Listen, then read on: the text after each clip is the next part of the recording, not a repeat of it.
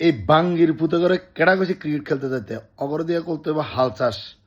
এই হালারু থালা গলে হাল চাষ ছাড়া কোনো কাজে লাগতো না। কোন কবি যে কোন জায়গায় লিখছিল যে গরিব দেশে আবার ক্রিকেট, হ্যাঁ। দুবাইতে লো স্কোরিং ম্যাচ, আর মানে হেগো যে অবস্থা একজনের 3-4 লাখ টাকা করে বেতন নেয়, মানে আমগোটে আরে কেমনে ও আমার লইয়া যাবা তোমার শুধু সেই চিন্তা।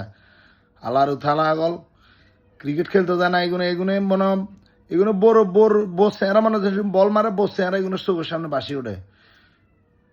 ভাই তো করে তো আসলে কিচ্ছু হবো না ভাই, ক্রিকেট মিকেট বাদ দে। হ্যাঁ এগুলো শুধু ওই যে সিলেট হাওরে ধান চাষ করবো, চাইলের দাম যদি একটু কম এগুলো ছিল কমবো, আর এছাড়া সম্ভব না। মানে বলাররা যথেষ্ট পরিমাণ চেক দিছে, মানে ওরা ব্যাটিংরা আইছে, মানে না আম করে মানে আমরা মনে হয় একটা নাটক দেখতেছি, আইতেছে যাইতেছে আইতেছে যাইতেছে। আলার উথালা আগল তোকে বাপ দাদার মারে উন মারতাম, আলার উথালা তোকে আজান দিনের মারে উন মারি আলার উথালা আগল।